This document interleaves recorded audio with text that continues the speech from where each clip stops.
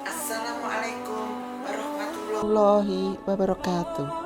Allahu Akbar. Allahu Akbar. Allahu Akbar. Alhamdulillah. Alhamdulillahirabbil alamin. Asyhadu an la ilaha illallah wa asyhadu anna Muhammadar Rasulullah. Assalatu wassalamu ala asrofil anbiya'i wal mursalin wa ala alihi washabihi ajmain, amma ba'du.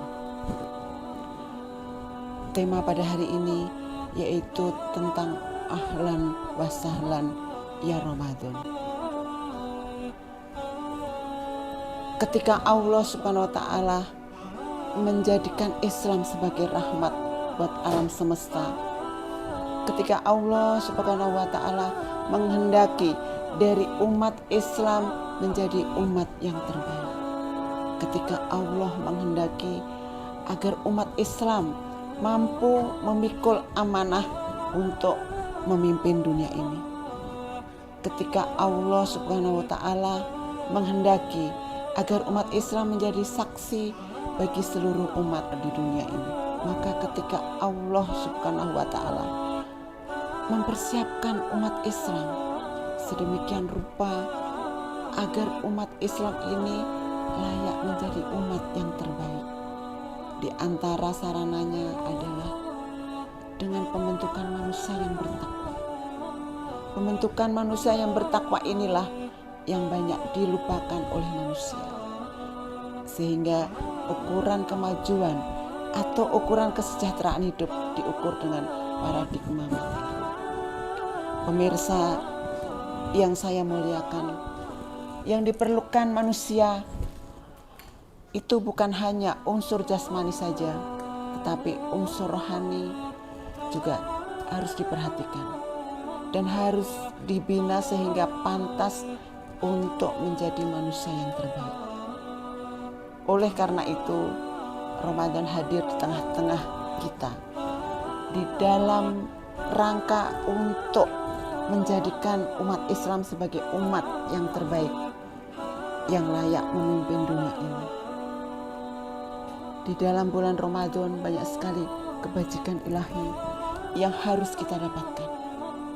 Sehingga setelah selesai dari bulan Ramadan ini, maka kita benar-benar menjadi manusia yang terbaik, manusia yang berkualitas dan manusia yang berprestasi.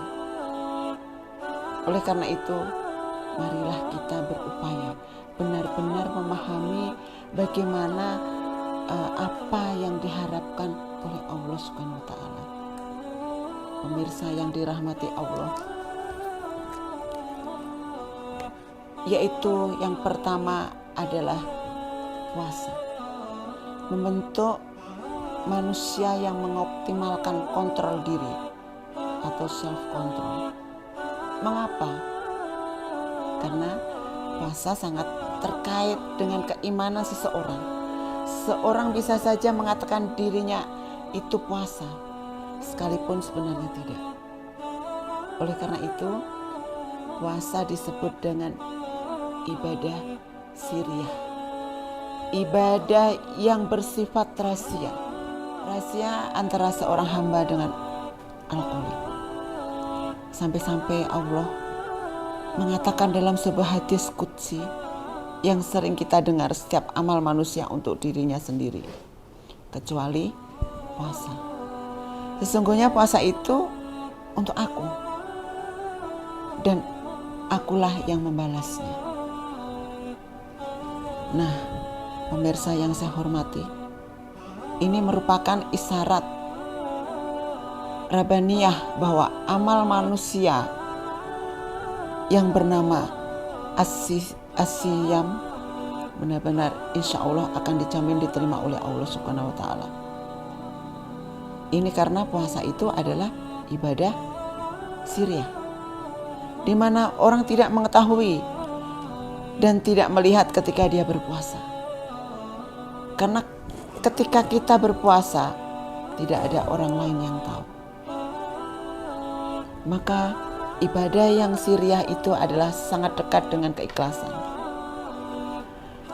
Dan syarat agar suatu amal itu diterima oleh Allah, selain harus benar sesuai dengan ajaran Rasulullah Shallallahu Alaihi Wasallam, juga harus ikhlas. Kalau terkenal sebagai seorang mubalik, bisa. Terkenal menjadi qori dan qoriah, bisa juga. Terkenal menjadi politikus, sangat bisa. Makanya kalau ingin menjadi orang yang populer, kita tidak bisa lewat pintu puasa. Karena apabila puasa kita riya, maka itu menjadikan amal yang tidak diterima oleh Allah Subhanahu wa Ta'ala. Itu sebabnya mengapa dalam kaitannya dengan puasa ini Allah menegaskan bahwa Dia sendiri yang akan membalasnya. Inilah yang dikatakan bahwa puasa akan melatih kita untuk mempunyai tingkat kontrol yang tinggi, baik ketika kita menjadi seorang pemimpin, karyawan, ulama, ataupun yang lainnya. Kita tidak merasa dikontrol oleh orang yang lainnya. Akan tetapi yang terpenting adalah bahwa kita sadar bahwa kita dikontrol oleh Allah Subhanahu wa Ta'ala. Pemirsa yang dimuliakan Allah. Sekarang yang kedua,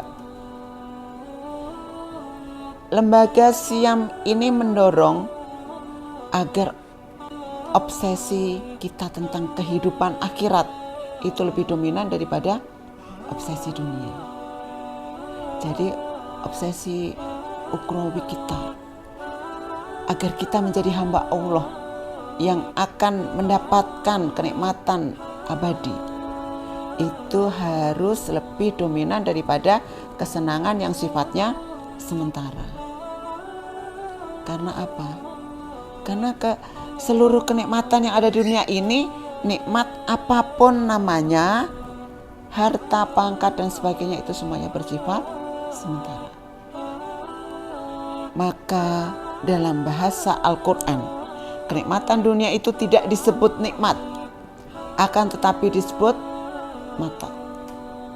Adalah sesuatu yang disukai oleh manusia, akan tetapi sedikit demi sedikit akan hilang. Kalau itu kita ditakdirkan oleh Allah mempunyai suami yang tampan ataupun istri yang sangat cantik, ketika sudah berusia 60 tahun, maka ketampanan akan hilang. Kecantikan pasti akan luntur. Sehingga mungkin kita berpikir mencari yang masih muda lagi. Kenapa? Karena kenikmatan dunia itu pasti ada batasnya. Ini adalah hal yang manusiawi. Banyak yang seperti itu. Puasa itu melatih kita agar obsesi yang ada dalam diri kita itu adalah obsesi yang tentang kehidupan yang abadi di akhirat. Makanya makanan, minuman, istri ataupun suami dan semua yang halal itu kita gapai dalam rangka untuk mendapatkan kenikmatan yang abadi. Pemirsa yang saya banggakan, yang ketiga, dari lembaga Siyam ini akan melahirkan manusia-manusia yang benar-benar mempunyai kepekaan terhadap sosial yang tinggi. Dari mana bisa kita ketahui? Ketika kita berpuasa sunnah, baik Senin Kamis, ataupun puasa Yaumil Bid, ataupun puasa Daud, ya, kita merasakan berpuasa sendirian dibandingkan dengan puasa yang ada di bulan Ramadan. Puasa sunnah ini perasaan kita lebih berat karena dilaksanakan sendirian. Asyam secara bahasa artinya adalah al-habsu, menahan diri. Menahan diri dari seluruh bentuk kemaksiatan. Menahan diri dari seluruh godaan-godaan setan. Kalau setiap kita menahan diri, jangankan terhadap yang haram, yang mubah akan tetap kita tinggalkan. Misalnya seperti makanan, minuman, istri ataupun suami itu kan boleh. Akan tapi di bulan Ramadan pada siang harinya semua bisa ditahan dan tidak boleh. Pemirsa yang dirahmati Allah, kalau yang halal saja kita bisa tahan, apalagi yang haram. Oleh karena itu jangan dalam berpuasa malah terbalik, yaitu yang mubah ditinggalkan tetapi yang haram dilakukan. Makanan, minuman ditinggalkan, tetapi ghibah tetap dilakukan. Inilah kepekaan rohani yang benar-benar mengalir dalam setiap diri kita. Ketika kita berpuasa sebagaimana yang dikehendaki oleh Allah Subhanahu wa taala. Dan jangan sampai ada di antara kita yang menganggap bahwa puasa itu adalah berat. Pemirsa yang dirahmati Allah, oleh karena itu Ramadan yang akan kita lalui ini semoga mengantarkan kita pada kemenangan. Kemenangan melawan hawa nafsu, kemenangan melawan hawa nafsu, kemenangan bangsa ini dalam melawan krisis, kemenangan umat Islam dalam melawan perselisihan, percecokan antara sesama umat manusia.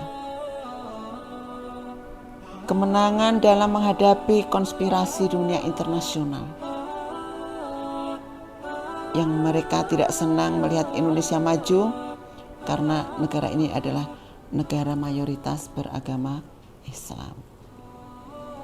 Oleh karena itu, marilah kita jadikan Ramadan ini, kita jadikan momentum Islam untuk kembali kepada Allah Subhanahu wa taala sehingga mencapai kemenangan yang hakiki. Wallahu a'lam bishawab.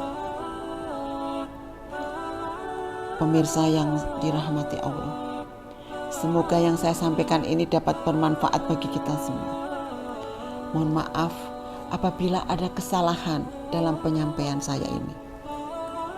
Akhirul kalam, subhanallahumma wa bihamdika asyhadu alla ilaha anta astaghfiruka wa atubu ilaik.